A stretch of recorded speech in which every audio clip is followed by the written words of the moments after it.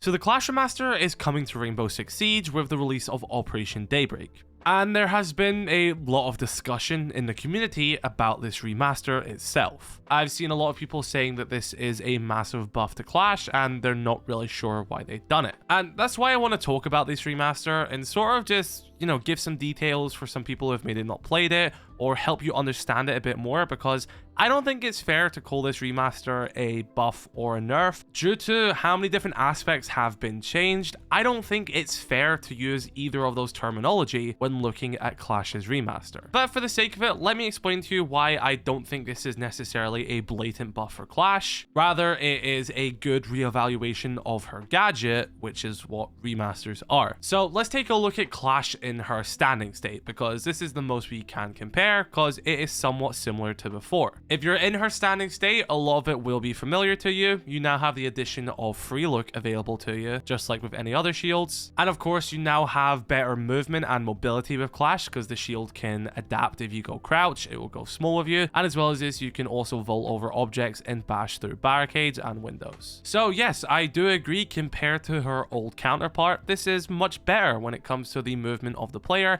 and giving them more flexibility when navigating the map. However, in her standing state, there is some differences than the old version of Clash. To begin with, electricity no longer does damage. That is, if we're being honest, a nerf to Clash. It's something I honestly have been wanting them to do to Clash for years. I think slowing down and doing damage was a bit too much. It should be one or the other. And with the electricity changes coming in Operation Daybreak, Clash will only slow operators down. Not to mention, by the way, and I've seen a lot of people overlook this, and maybe it's a bug or maybe people just aren't aware, if you are an attacker and Clash is zapping you, you do actually move quite faster than you did before. And I believe this is also entwined with the new electricity changes as well. So not only are attackers not as slow as they were before, they also aren't taking any damage. Not only this, Clash in her standing state with the shield now has even more counters than she did before. All of the counters, such as Capitao, Nomad, EMPs, Blackbeard, they all still exist. But she also now has a new counter with Sledge being able to knock her on her back and put her shield away. So although we do have better mobility with Clash, and she can also bash through barricades as well as free look, we've also had a bit of a trade-off where electricity no longer does damage. She has another counter in her standing state, and electricity doesn't slow you as much as it did before. I don't think that's fair to call that either a buff or a nerf. Again, it's a reevaluation, or the term Ubisoft used, which is correct, a remaster. Now, let's move on to the new addition to Clash's shield, which the old version can't do, and that is the fact that Clash can place this shield. I truly believe that so many people are overreacting to this, because the moment Clash places that shield, attackers have such a big opportunity to just wipe that shield clean from the board. When that shield is placed, it can now be countered by Flores, Gonzales, Grenades, Ashe, Kali, Zofia, Sledge once again, but this time it will destroy the shield. And not to mention, if anyone gets close enough to it, they can simply just punch through it and destroy it. Although Clash can now place a shield, which leads to interesting new strategies and plays, and now more flexibility for the operator, you still have a major trade-off here, because once that shield is placed, you're opening the door to so many new counters for Clash, and once that shield's gone, it's gone. And I know some people may be saying, well, what if they bring a Wamai or a Jaeger to protect the shield? That's fine. That's a part of Siege. You're meant to stack utility. You're meant to bring and dedicate utility to certain holds. I don't mean there's not going to be situations where you are going to have to use a bit of your brain to actually clear the shield. But again, one slip up from Clash and that shield is off the board for the rest of the match. I also don't think that's fair to call any of that a buff. It's a remaster of this operator. Buffing and nerfing are just terms that we cannot apply to this current situation. And let's talk about something which I've seen a lot of the community concerned about, and Fet has been doing quite a good job of showcasing this, and I think that's very important, and he's using the test server very well. But I also think a lot of the reaction to this from people is heavily overblown, and that is the fact that Clash can place her shield outside, and there's this sort of method which has been found to Clash trick, and I'll show some clips that Atheno posted, which involves you picking up the shield the moment an attacker goes to use a projectile on it, so the shield doesn't get destroyed, and basically it negates that attacker using their utility. Now, I don't know anything that you guys don't know, but I can 100% guarantee you that this is an oversight which will not make it to live build. If it does make it to live build, it'll probably be fixed by the first patch. After making Rainbow Six Siege videos for years now and analyzing everything that Ubisoft does, there is in no way, shape or form where this is intentional and something they want to keep. Because basically what's happening in this scenario is attackers are being punished for using the correct utility to counter the enemy. That has been shown time and time again to be against the philosophy which the Siege team work on. Players shouldn't be punished for correctly playing their operators and correctly handling a situation. How will they fix it? I'm not sure. Maybe they'll make the pickup timer longer, and then if you're still in the animation of picking up your shield and a projectile hits it, it will destroy the shield and prioritize that impact rather than you picking it up. I don't know how they're going to fix it, but they 100% will address this. I can't imagine that this will be something that Clash will have for very long.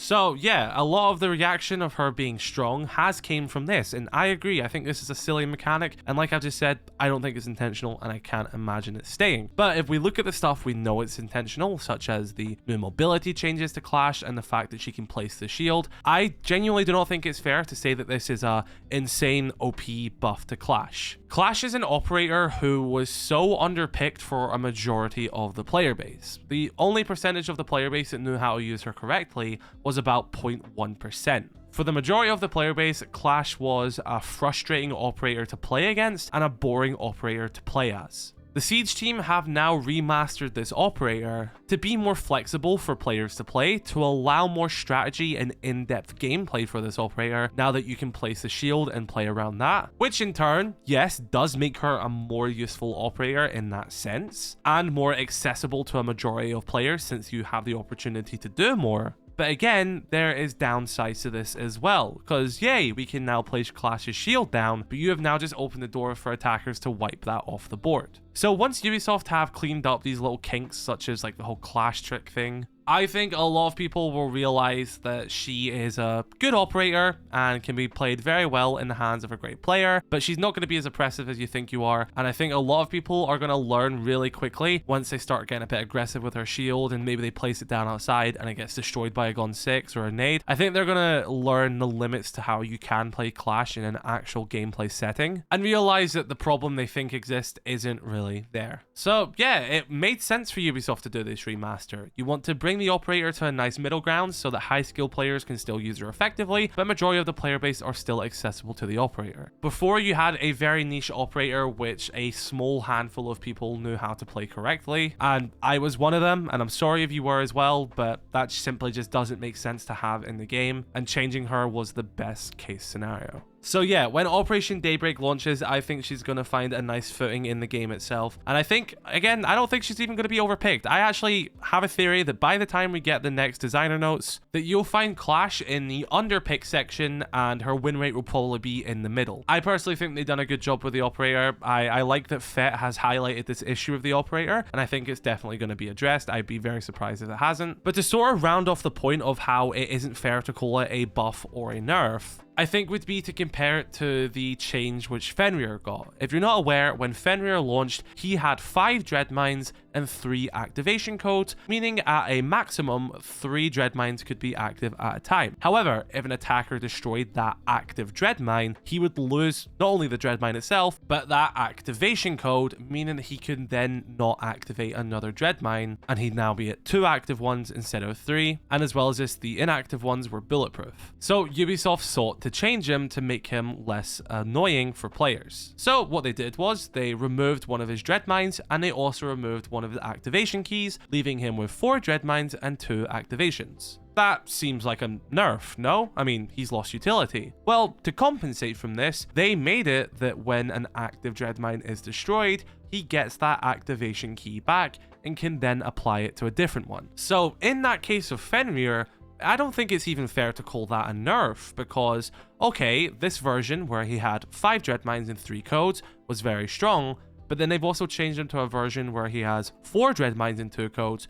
but you can also reuse the codes, meaning that you can have 2 dread mines outside of site active. When they get destroyed, you just activate the 2 inside of site. So that same philosophy has been applied to these remasters. Yes, you can change an operator, but it isn't fair to blatantly call it a buff or a nerf. It's a remaster, and I think that same logic can be applied to Clash. So be sure to let me know your thoughts in the comment section below about this little rant / discussion about the Clash remaster. Operation Daybreak releases in 10 days as well as Siege X, so very exciting. Drop a like on this video if you did enjoy, subscribe if you are new. Catch you all later. I love you all. Stay safe. Have a good one.